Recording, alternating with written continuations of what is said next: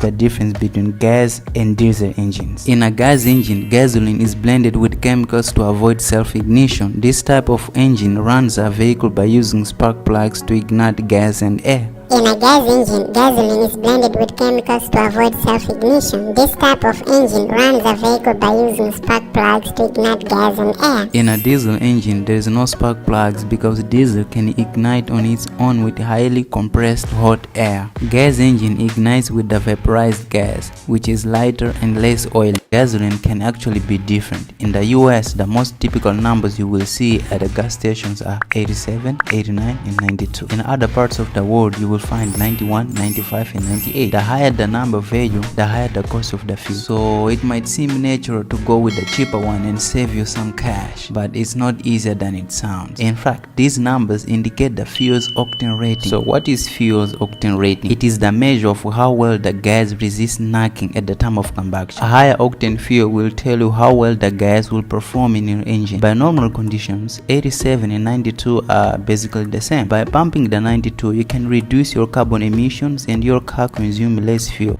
Okay, 87 is a type of gas for old cars. 89 is a mid-grade octane rating that is suitable for newer vehicles. And 92 is the premium gasoline that is required to drive elite and sport cars. But even the newer automobiles can demand the 92 and nothing below that. The thing is that if the user's manual says that you can pump any of the three fuels 87, 89 and 92 into the vehicle, then the choice is absolutely yours. But if the octane rating is important for your vehicle, then you should not use any fuel that has lower octane rating than required.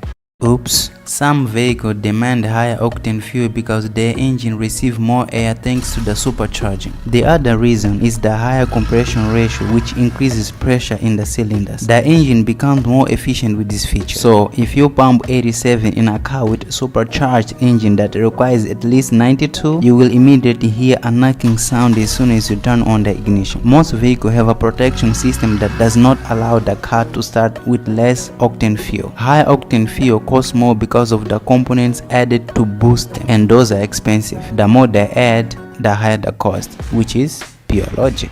So what will happen if you pump diesel in a gas engine? Diesel power engines are absolutely different in the way they work. Diesel and gas have different ways of combustion. What works for gas is useless with diesel and vice versa. Diesel is not just a fuel.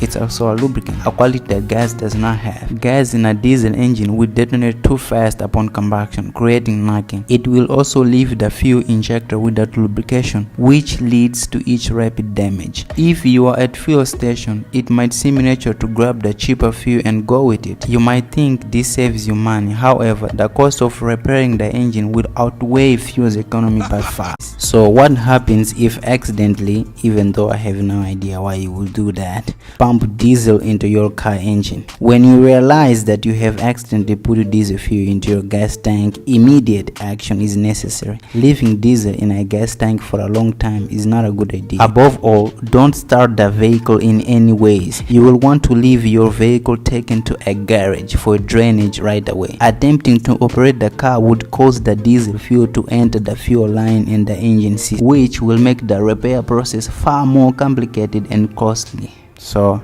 you don't want to do that, do you? Pumping diesel into a gas engine which is oilier and heavier than gas is a disaster. There are fewer possibilities of the happening of such scenario because diesel nozzles are bigger than those of gas cars. In contrast, it prevents intrusion inside the neck of the petrol nozzle, which is small, so that the driver don't put diesel into a gas engine in any case.